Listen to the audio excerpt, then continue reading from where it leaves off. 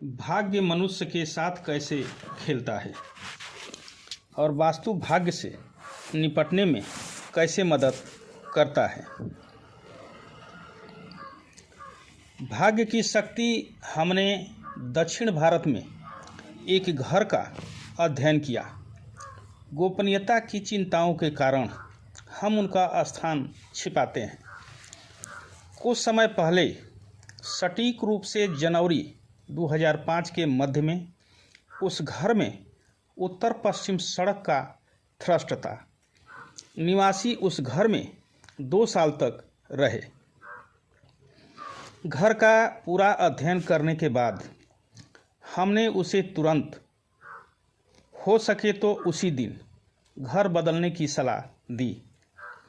वह दंग रह गया, क्योंकि माना जा रहा है कि किसी वास्तु विशेषज्ञ ने कहा था कि घर पूरी तरह से वास्तु के अनुकूल है।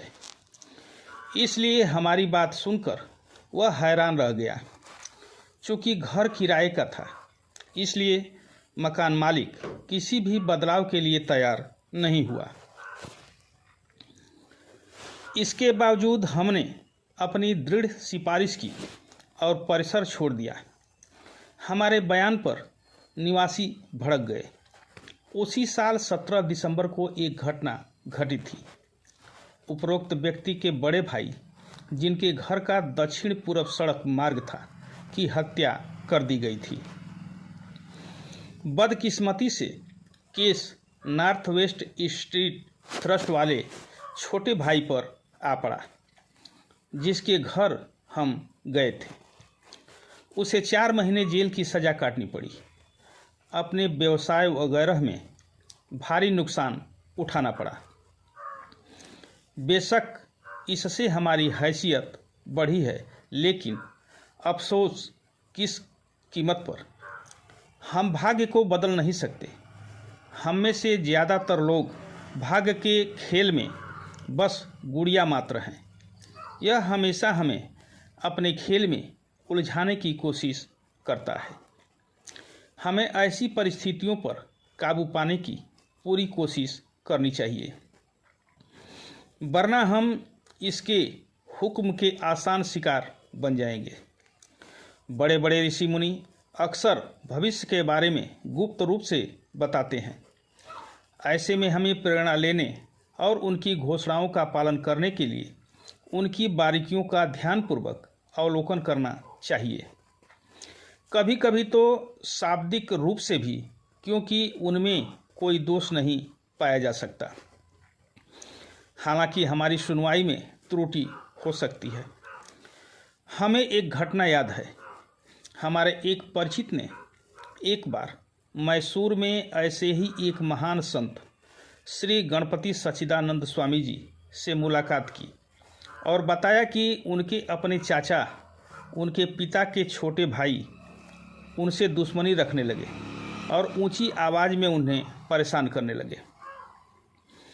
जिस समय वह मैसूर में संत से मिले, उस समय उनका विवाह तय हो रहा था और वे सोच रहे थे कि यह कैसे होगा।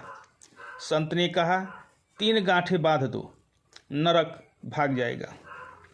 ऋषि ने इसके अलावा कुछ नहीं कहा और उनकी कही हुई बात की सही व्याख्या समझ नहीं आ रही थी। समय के साथ हमारे एक परिचित की शादी हुई और वह पहली दिवाली मनाने के लिए दुल्हन के घर जा रहे थे। तभी उन्हें खबर मिली कि उनके कटु चाचा की एक दुर्घटना में मृत्यु हो गई है। उस दिन नरक चतुर्दशी थी। तभी उन्हें संत द्वारा कही गई बात का सही अर्थ समझ में आया। भाग्य एक तरफा होता है। यह खेल में अपना हिस्सा बहुत ही समझदारी से पूरा करता है। यह समझा जाता है कि शतरंज के खेल में एक कंप्यूटर इंसान को हरा सकता है। जब इंसान द्वारा बनाया गया कंप्यूटर इतना शक्तिशाली हो सकता है, तो भाग्य का क्या कहना। उसकी गतिविधियां अज्ञात हैं, उसकी रणनीति रहस्य है।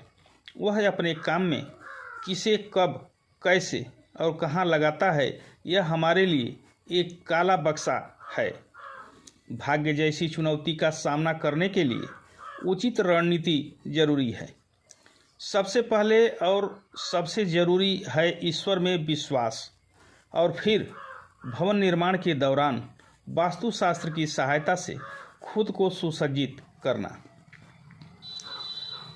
हम बस वही बता रहे हैं जो हम जानते हैं। हम अपने निर्माण में सभी वास्तु सिद्धांतों का पालन कर सकते हैं और यह वास्तव में संभव है। हालांकि हम अपने आस पड़ोस और हम पर पड़ने वाले उसके प्रभावों के बारे में कुछ नहीं कर सकते। यही आस पड़ोस वास्तु का सार है। हम इसी का सामना करना चाहिए। हमने इस विषय पर कई विद्वानों से चर्चा की और इस निष्कर्ष पर पहुँचे कि भाग्य अपना काम करता है, भले ही उसके काम में बाधाएं आएं। हमें आश्चर्य होता है कि वह अपनी योजनाओं को कैसे क्रियान्वित करता है। हालांकि इसका प्रभावी ढंग से सामना केवल उचित वास्तु अनुरूप आवास द्वारा ही किया जा सकता है। हम एक उदाहरण सुनाएंगे।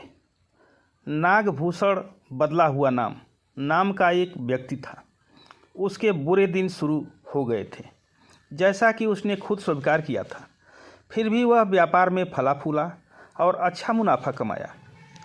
बुरे दिनों में उसे कर्ज के बोझ तले दबना चाहिए था और अपमान सहना चाहिए था। वह बेंगलोर का रहने वाला था। वास्तु के बारे में सुनकर उसने एक प्रसिद्ध वास्तु विशेषज्ञ को बुलाया, उससे अपनी जगह की जांच करवाई और उसकी सलाह के अनुसार अपना घर बनवाया। उसके साथ सब कुछ ठीक चल रहा था। अब भाग्य पर एक जिम्मेदारी आ गई है, यानी उसे कर्जदार होना होगा और समाज का कोपभाजन बनना होगा।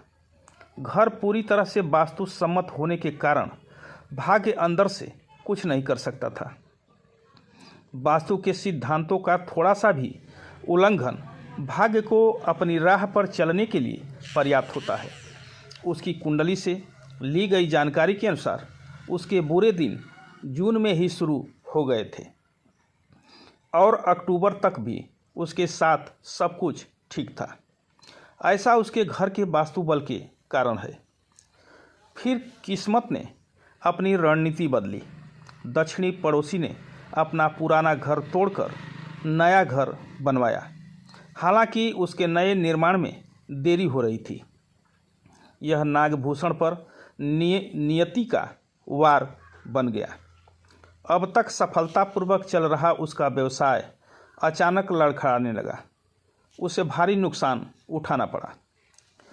इसी दौरान उनका एक कर्मचारी उनका खजाना खाली करके भाग गया और उनकी सारी संपत्ति नष्ट हो गई। उनकी पत्नी बिस्तर पर पड़ गई, जिसके इलाज के लिए उन्हें भारी रकम खर्च करनी पड़ी। अंततः वे कर्ज के दलदल में फंस गए। फिर अपमान सहना पड़ा और इस तरह भाग्य का काम पूरा हुआ। यह सब उनके अपने घर के दक्षिण दिशा में खुली जगह की वजह से है। यहाँ एक बात ध्यान देने लायक है कि दक्षिण दिशा में खाली पड़ी सभी जगहें सभी संपत्तियों के लिए इतने बुरे परिणाम नहीं पैदा कर रही हैं, लेकिन जब किसी संपत्ति के दक्षिण दिशा में कोई खाली जगह हो तो संभावना बनी रहती है। पड़ोस का वास्तु भाग्य के शस्त्रागार में एक महत्वपूर्ण हथियार है। फिर भी वास्तु ही एकमात्र ऐसा हथियार है जिससे हम भाग्य का सामना कर सकते हैं।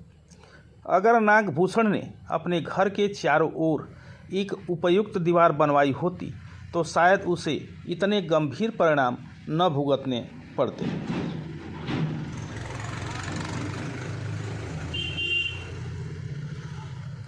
सड़क के उचित फोकस वाला घर दुर्लभ होता है, लेकिन अगर ऐसा घर मिल जाए तो यह आने वाली समृद्धि का संकेत है। दूसरी ओर अगर हमें सड़क के उचित फोकस वाला घर मिल जाए तो हम यह मान सकते हैं कि बुरे दिन आने ही वाले हैं और हमें उचित सावधानी बरतनी चाहिए। हम आपसे आग्रह करते हैं कि संपत्ति खरीदने से पहले किसी योग्य वास्तु विशेषज्ञ से सलाह जरूर लें। थोड़े से खर्च से आप बड़ी मुसीबत से बच सकते हैं। हम यूँ भी कह सकते हैं कि भाग्य पड़ोस का वास्तु है, जिसका उचित ध्यान रखना जरूरी है। हमें एक घटना याद है। बिहार स्थान बदल गया में हमारी मुलाकात एक उद्योगपति से हुई। वह बुद्धिमान, निडर और काबिल भी थे। अगर उन्हें यकीन हो जाए तो वे मेहनत और खर्च में कोई कमी नहीं छोड़ते थे। एक बार कारखाना निरीक्षक को उसके परिसर में कुछ खराबी मिली और वह उसके खिलाफ कार्रवाई करना चाहता था। निरीक्षक की कार्रवाई को नियंत्रित न कर पाने के कारण उद्योगपति ने निरीक्षक को ही नौकरी से निकाल दिया। प्रत्यक्ष प्रमाण के अभाव में उद्योगपति पर मामला दर्ज नहीं किया जा सका। इसके अलावा इंस्पेक्टर के शव का भी पता नहीं चल सका। दूसरी ओर उद्योगपति ने यह अफवाह फैला दी कि इंस्पेक्टर फरार हो गया है। बात यहाँ तक पहुँच गई कि कारखाने का आगे का सारा निरीक्षण पुलिस सुरक्षा में ही किया गया। उद्योगपति को पाप सता रहा था। वह मंदिरों और बाबाओं के पास जाने लगा। एक दोस्त की सलाह पर उसकी मुलाकात एक ऐसे ही संत से हुई, जिन्होंने बस इतना कहा। सिर्फ अगले साल उद्योगपति को लगा कि शायद उसे अगले साल ही सजा मिलेगी। अपने शुभचिंतक से परामर्श के बाद उन्होंने एक वास्तुविद से परामर्श करने का निर्णय लिया। उसके बाद एक योग्य वास्तु स्तंभकार ने उसी कारखाने और उनके आवास का दौरा किया और उन्हें आश्वासन दिया कि कारखाने और आवास को वास्तु अनुरूप बनाने में कोई कसर नहीं छोड़ी जाएगी। उन्होंने सुझाए गए सभी संशोधन भी कर लिए हैं। बाद में पता चला कि आवश्यक संशोधनों के बाद उसकी चिंता गायब हो गई है और वह अधिक गतिशील और समृद्ध हो गया है। उसका व्यवसाय बढ़ गया है। जल्द ही वह पिछले कुछ महीनों की उथल पुथल को भूल गया। जब वह विस्तार के बारे में सोच रहा था, तभी उसे एक और कारखाना जो दिवालिया हो चुका था खरीदने का मौका मिला। अफसोस, इसी दौरान उसने एक मामूली वास्तु सलाहकार से सलाह ली और उसी के अनुसार नया परिसर तैयार किया। उसे अपनी नई सफलता पर इतना भरोसा था कि उसने किसी योग्य वास्तुविद से सलाह लेने की बुनियादी ज़रूरत को नज़रअंदाज कर दिया। यही तो नियति है। अगला साल जैसा कि ऋषि ने कहा था आ गया। नए परिसर ने भी कुछ ही महीनों में अच्छे परिणाम देने शुरू कर दिए। सब कुछ ठीक ठाक था। अब नियति अपना काम करने आई। उसका घर पूरी तरह से वास्तु अनुरूप होने के कारण भाग्य को चुनौती देता था। भाग्य उसके परिसर में प्रवेश नहीं कर सका। हालांकि अपने नए परिसर में फेट को एक शानदार अवसर दिखाई दिया और वह था अपने दक्षिण पश्चिम कार्यालय के पीछे नल वगैरह के साथ कर्मचारियों के लिए धुलाई का परिसर और नाली के रूप में एक अटेंडेंट की नाली। इसके अलावा कारखाने के दक्षिणी हिस्से में खुली जगह को इस तरह से बढ़ाया गया है कि ऐसा प्रतीत होता है कि यह मालिक के दक्षिण पश्चिम कार्यालय परिसर पर एक सड़क का दबाव है। इस दौरान मालिक किसी दोस्त की बेटी की शादी में गए हुए थे। यहाँ भी गेस्ट हाउस के जिस कमरे में वे 3 दिन रुके थे, उसका प्रवेश द्वार दक्षिण पश्चिम दिशा में था। शादी की दावत वगैरह के बाद हमारे हीरो और उनका ड्राइवर आगे की सीट पर और उनका एक दोस्त कार की पिछली सीट पर घर की ओर चल पड़े। रात के लगभग 8 बजे लोहे की छड़ों से लदी एक ट्रक कार के आगे से अचानक ब्रेक लगा गई। कार को ब्रेक लगाने का समय ही नहीं मिला। लोहे की छड़ें विंडशील्ड में घुस गई और उद्योगपति की जान चली गई। नियति ने अपना काम कर दिया। नया घर लेते समय बेचारे उद्योगपति ने, जिन्होंने घर में परामर्श और बदलाव के खर्च की परवाह नहीं की, पहले योग्य वास्तुविद से बात करने की भी जहमत नहीं उठाई। नतीजा सबके सामने है। हमें एक और घटना याद आती है। दक्षिण भारत में हमारी मुलाकात एक ऐसे राजनेता से हुई जिनका परिवार कभी राजनीति में नहीं था और संयोगवश वे इस क्षेत्र में आ गए। कहते हैं कि सत्ता भ्रष्ट कर देती है, लेकिन पूर्ण सत्ता पूरी तरह भ्रष्ट कर देती है। इस मामले में भी यही हुआ। वे अहंकारी हो गए और अपने सभी दोस्तों, शुभचिंतकों और रिश्तेदारों को भूल गए।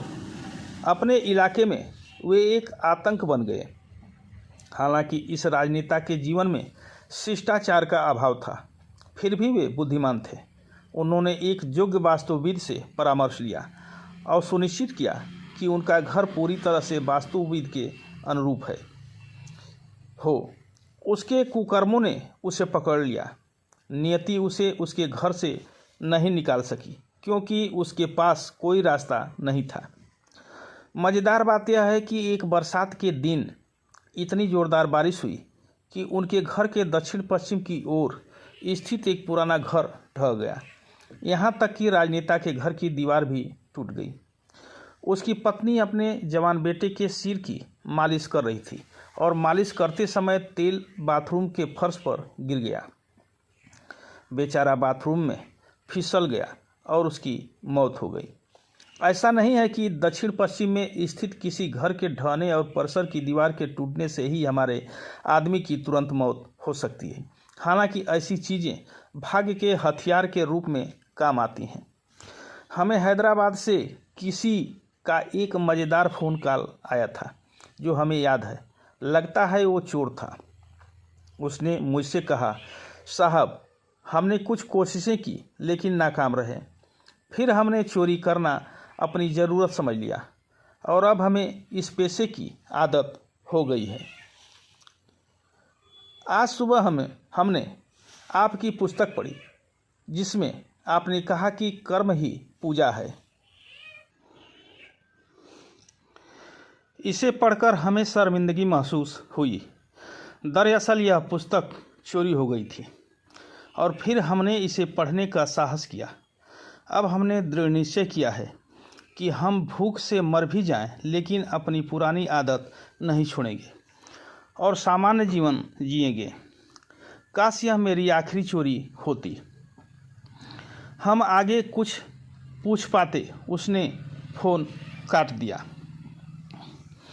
इसके बाद हमें बहुत खुशी हुई और एक महान व्यक्ति द्वारा सम्मानित होने पर हम बहुत उत्साहित थे। पुण्य का मार्ग कठिनाइयों से भरा होता है और विपरीत मार्ग अक्सर आसान और आकर्षक भी लगता है।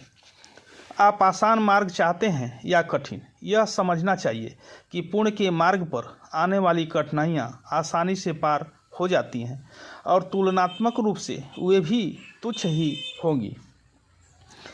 हालांकि विपरीत मार्ग से मिलने वाला सहज जीवन अल्पकालिक होता है। दीर्घकाल में सद्गुणी मार्ग मानसिक सुख, सुखी जीवन, समाज में नाम और यश, संतान की उन्नति आदि प्रदान करता है।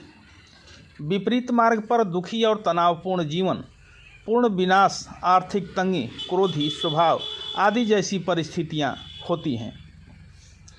जो आपको उपयुक्त लगे उसे चुनें। यहाँ तक कि जाने माने वास्तुविद भी अक्सर आस पड़ोस के वास्तु से परेशान हो जाते हैं। हर वास्तुविद अपने ग्राहकों का भला चाहता है, लेकिन सबसे ज़रूरी बात भविष्य की परिस्थितियों का अंदाज़ा लगाना है और लोग इसकी कल्पना नहीं कर पाते। हालांकि एक योग्य वास्तुविद यह सब समझ सकता है, फिर भी ग्राहक इसकी कद्र नहीं कर पाते। यही वजह है कि एक बार किसी योग्य वास्तुविद से सलाह लेने के बाद उसकी सलाह का तुरंत पालन करें। सड़क पर चलते समय हो सकता है कि आप किसी बाधा से टकरा जाएं और आपके कपड़े फट जाएं। आप घर जाकर कपड़े बदल सकते हैं, लेकिन ज़िंदगी में ऐसा नहीं है, क्योंकि ज़िंदगी का आनंद सिर्फ एक बार मिलता है। इसे फटे कपड़ों की तरह नहीं फेंका जा सकता। यहीं हमें यह एहसास हो सकता है कि वास्तु जीवन और जीवन यापन को प्रभावित करता है। जब हम इसे बेहतर तरीके से समझ लेते हैं तो हम इसे और नज़रअंदाज नहीं करते। किसी योग्य वास्तु विशेषज्ञ से ही सलाह लें। अब हम एक और उदाहरण बताते हैं। यह बिजली बोर्ड के एक कर्मचारी का है। वह एक ईमानदार और नेक इंसान था और इसी नाम से जाना जाता था। उसका पड़ोसी थोड़ा असामाजिक था। बेचारे बिजली बोर्ड के कर्मचारी ने उसे सुधरने की नसीहत दी थी। इसी बात को ध्यान में रखते हुए उसने बिजली बोर्ड के कर्मचारी की हत्या कर दी, जिसमें उसका एक साथी भी शामिल था। बहुत जल्द ही इस आदमी को भाग्य के साथ साथ अपने साथी का भी सामना करना पड़ा। एक विशेषज्ञ वास्तुविद ने साथी के घर का निरीक्षण किया। उसके घर के पश्चिम में एक पुराना मकान था जो ढह गया था। उस मालिक ने घर की मरम्मत के लिए परिसर को ध्वस्त कर दिया और अपना घर बनाने का काम आगे नहीं बढ़ा सका।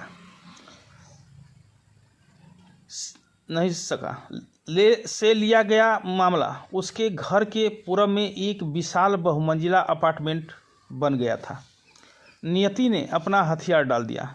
पश्चिम में खुली जगह और पूरब में ऊंची इमारतों ने हमारे शिकार को ऐसी यातनाएं दी कि मानो वह मौत की कामना करने लगे। वह बीमार पड़ गया और उसे अपनी सारी बेईमानी से कमाई हुई दौलत खर्च करनी पड़ी। नियति ऐसी ही होती है। ऐसे भी उदाहरण हैं जहां वास्तु विद्वानों को अपने ग्राहकों को गलत सलाह देने के कारण कष्ट उठाना पड़ा। अक्सर हम भाग्य के बारे में लिखने से डरते हैं क्योंकि यह प्रकृति के हाथों में एक अडिग हथियार है। वेंकटेश्वर बदला हुआ नाम के एक व्यक्ति और उसके परिवार के सदस्य हैदराबाद के लुम्बिनी पार्क में हुए भीषण विस्फोटों में बाल बाल बच गए। विस्फोट के समय टीवी चैनल भी इस घटना को कवर कर रहे थे। यह देखकर परिवार के अन्य सदस्यों ने वेंकटेश्वर से उनके मोबाइल पर संपर्क किया और उन्हें आश्वस्त किया गया कि वे सुरक्षित हैं। लौटते समय वे गोकुल चाट भंडार में खाना खाने के लिए रुके और फिर एक और विस्फोट हुआ जिसमें वेंकटेश्वर और अन्य लोग मारे गए। भाग्य की शक्ति ऐसी ही होती है। अक्सर हमें लगता है कि अपने परिसर में उपयुक्त बदलाव करके हम भाग्य को मोड़ सकते हैं। ऐसा नहीं है। वास्तु का पालन हमें भाग्य से प्रभावी ढंग से लड़ने में मदद करता है। यह घटना को टाल सकता है और उसकी तीव्रता को कम करके उसे सहने योग्य बना सकता है, लेकिन इसे पूरी तरह से टाला नहीं जा सकता। राजेश्वर राव एक जिद्दी और हठी व्यक्ति थे जो किराए के मकान में रहते थे। समझदारी भरी सलाह मानने से कतराते थे। उन्होंने एक वास्तु विद्वान से सलाह लेने का फैसला किया। इस विद्वान ने दयावश राजेश्वर को सलाह दी कि वह अपना मौजूदा मकान किराए पर न लें, क्योंकि वहां रहने वाले सभी लोगों को जीवन में बर्बादी का सामना करना पड़ा था। राजेश्वर राव की 2 बेटियां थीं। सलाहकार ने सलाह दी कि बच्चों पर बहुत बुरा असर पड़ेगा। राजेश्वर राव इस बात से सहमत नहीं हुए और उन्होंने घर किराए पर ले लिया। संयोग से कुछ सालों में वे थोड़े अमीर हो गए और अप्रत्याशित रूप से बड़ी रकम कमा ली। इस स्थिति से जूझते हुए वह वास्तुविद के पास गए और उन्हें डांटा। कुछ सालों बाद वह उस संपत्ति को खरीदना भी चाहते थे। अपमान सहने के बावजूद हमारे बेचारे वास्तु सलाहकार ने राजेश्वर राव को किसी भी कीमत पर वह संपत्ति न खरीदने की सलाह दी, लेकिन वह और कुछ नहीं कर सकते थे।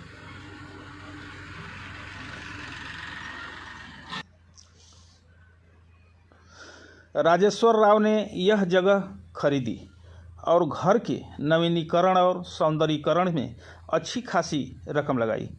उनकी एक बेटी की शादी तय हो गई। शादी से ठीक 3 हफ्ते पहले बेचारे राजेश्वर राव का देहांत हो गया। बेटी की शादी नहीं हो पाई। इस दुखद स्थिति का सामना न कर पाने के कारण उसकी पत्नी ने आत्महत्या करने की ठान ली और तेजाब पी लिया। बेचारी उसके बाद वह बस एक मांस के लोथड़े के रूप में बची रही। अचानक घर की सारी रौनक गायब हो गई। कोई मदद नहीं मिल रही थी। अचानक उस महिला को वास्तु विशेषज्ञ की भविष्य सूचक सलाह याद आई और उसने उससे मदद मांगी। उसके पति की मूर्खतापूर्ण हरकतों का खामियाजा परिवार वालों को भुगतना पड़ा। यही तो नियति है। अगर उनका घर पूरी तरह से वास्तुविद के अनुकूल होता तो इसका मतलब यह नहीं कि राजेश्वर राव की मृत्यु बच जाती। हो सकता है कि उनकी बेटी की शादी और अन्य घरेलू समस्याओं के सुलझाने के बाद उनकी मृत्यु हो जाती। वास्तु के अनुकूल परिसर भाग्य से प्रभावी ढंग से लड़ते हैं। यहाँ लड़ाई शब्द का प्रयोग करने के लिए क्षमा करें, यहाँ अनुरोध शब्द उपयुक्त है और उसे सहने योग्य बनाते हैं। तमिलनाडु में एक समृद्ध ऑडिटर थे। उनका नाम एक वास्तु विशेषज्ञ उनके घर गए और उन्होंने दक्षिण पश्चिम दिशा से प्रवेश, दक्षिण पश्चिम स्ट्रीट थ्रस्ट और उत्तर पूर्व की ओर विशाल अपार्टमेंट परिसर में एक गंभीर वास्तु दोष देखा। निर्माण के अंदर उत्तर पश्चिम से ली गई जानकारी और दक्षिण पूर्व दिशाओं में भी दोष थे। यह सब देखकर उन्हें घर छोड़कर कहीं और स्थानांतरित होने की सलाह दी गई। ऑडिटर ने वास्तुविद का मजाक उड़ाया। वास्तुविद और कुछ नहीं कर सका। कुछ ही समय बाद ऑडिटर का एक्सीडेंट हो गया और उसका पैर टूट गया। इसके तुरंत बाद उसकी बेटी बीमार पड़ गई और बीमारी का पता ही नहीं चल पाया। इस वजह से उन्हें भारी खर्च उठाना पड़ा। बेचारा ऑडिटर को ठीक होने में काफ़ी समय लगा। फिर भी वह वास्तुविद की सलाह पर विश्वास नहीं करना चाहता था। भाग्य की यही ताकत होती है। ऐसे कई उदाहरण हैं जिनसे हम भाग्य के संबंध में वास्तु की शक्ति को देख सकते हैं। हालांकि हम इतने आगे बढ़ चुके हैं कि किसी के विचार भी पढ़ सकते हैं। फिर भी जब भाग्य की बात आती है तो वह हमारी प्रगति को अपनी राह में बाधा नहीं मानता। प्रसिद्ध ज्योतिष शास्त्री कीरो ने एक बार एक सम्राट को उसकी मृत्यु का समय बताया था और कहा था कि मृत्यु किसी भी तरह आ सकती है। सम्राट ने हर संभव सावधानी बरती। उसकी सुरक्षा बढ़ा दी गई, यहाँ तक कि उसका खाना भी निगरानी से बच नहीं पाया। उसने यह सुनिश्चित किया कि पहले दूसरे लोग उसे खा लें, फिर वह खुद खाए। एक बार उसे चिड़ियों की चहचहाहट और उनके पंख फड़फड़ाने की आवाज़ सुनाई दी। जल्द ही चिड़ियाँ परिसर के अंदर आ गईं। डरकर सम्राट ने अपने सुरक्षा कर्मियों को उस बेचारे पक्षी को भगाने का आदेश दिया। इतनी सावधानी बरती थी। उन्हें अंदेशा था कि कहीं कोई सांप उनके महल में न घुस जाए या चींटियाँ उनकी जान भी ले लेंगी। इन सब और कई अन्य बातों के लिए भी पूरी सावधानी बरती गई। यहाँ तक कि उनके बिस्तर को भी नहीं बख्शा गया। उनके सुरक्षाकर्मियों को उनके बिस्तर की अच्छी तरह से तलाशी लेने का आदेश दिया गया था। कई बार तो वे उस पर लुढ़क भी गए ताकि कोई भी संभावित दुर्घटना टाली जा सके। उन्होंने यह भी सुनिश्चित किया कि बाथरूम में फिसलकर उनकी जान न चली जाए। नियत समय निकट आ रहा था। सब लोग तनाव में थे। हर संभव सावधानी बरतने के बाद हालांकि सम्राट कुछ और ही सोच रहे थे, फिर भी उन्होंने हिम्मत दिखाई। उन्होंने यह भी अनुमान लगाया कि शायद कीरो ने उन्हें डरा दिया होगा। उन्हें उम्मीद थी कि कीरो के बच जाने पर वे उसे सजा देंगे। उसे हर पल मौत का डर सताने लगा। हस्तरेखा विशेषज्ञ से सलाह लेने पर उसे पछतावा हुआ। छत से लटका झूमर अचानक नीचे गिर गया और सम्राट की तुरंत मृत्यु हो गई।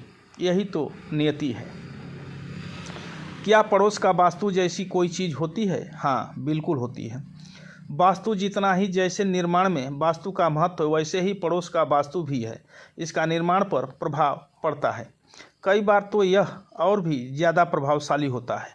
पड़ोस के कई पहलू निर्माण को प्रभावित करते हैं।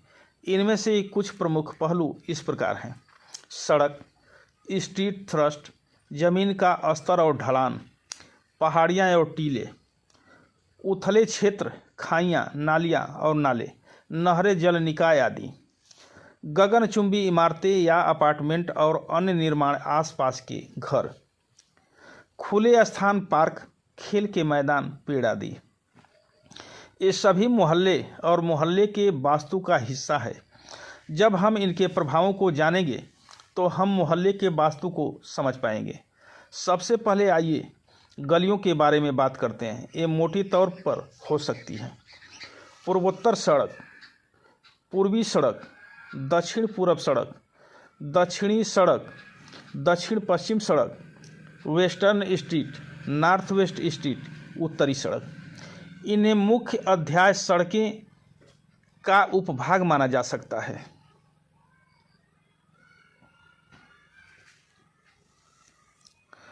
इसी तरह पड़ोस वास्तु में लगभग 70 उपभाग हैं जिनके बारे में हम जानते हैं। हो सकता है कि कई ऐसे भी हों जिनके बारे में हम अभी तक नहीं जानते। इसके महत्व को न समझने से गलत परिणाम भी मिल सकते थे। ग्राहक और वास्तु विशेषज्ञ दोनों को इस बात का ध्यान रखना चाहिए। हम घर के आंतरिक बदलावों से वास्तु दोषों को दूर कर सकते हैं, लेकिन पड़ोस के वास्तु के मामले में ऐसा नहीं हो सकता।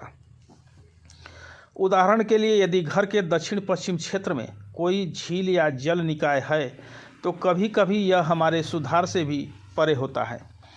एक योग्य वास्तु विद्वान को इससे जुड़ी कई बातें पता होती है। जब वह कोई बदलाव सुझा रहा हो तो बेहतर होगा कि निवासी उसे एक कागज़ पर लिख लें ताकि सुधार करते समय कोई भी बात उसकी नज़र से न छूटे। उदाहरण के लिए, मान लीजिए किसी कारखाने के लिए वास्तु अध्ययन उसके स्थान पर निर्भर करेगा। अगर वह शहर में है तो सलाहकार कुछ विशेषताओं पर ध्यान देगा। दूसरी ओर अगर वह शहर के बाहर है तो मानदंड काफ़ी भिन्न होंगे। फिर वह आस पड़ोस के क्षेत्र में संभावित विकास को देखेगा और अपने मूल्यांकन में उसे ध्यान में रखेगा। यह सच है कि वास्तु और आस पड़ोस हमें हमेशा परेशान करते रहते हैं। अगर हम भाग्यशाली हों तो कम से कम इनमें से कोई एक हमारे अनुकूल तो हो सकता है। अब हम कुछ रोचक स्थितियों का वर्णन करेंगे। यह मकान बिल्कुल भी वास्तु सम्मत नहीं है। इसमें प्रवेश द्वार दक्षिण पूर्व में है। परिसर में उत्तर पूर्व दिशा की ओर शौचालय बनाए गए हैं। दक्षिण पश्चिम में खाइयाँ हैं। दक्षिण पश्चिम में रसोई घर। शयन कक्ष दक्षिण पश्चिम दिशा की ओर नहीं है। वर्तमान परिवार पिछले 4 सालों से यहाँ रह रहा है और बेहद समृद्ध है। अजीब बात यह है कि इसी परिसर में रहने वाले पहले लोग पिछले 4-5 सालों में लगभग 3 लोग पूरी तरह से बर्बाद हो गए। इसका क्या कारण हो सकता है?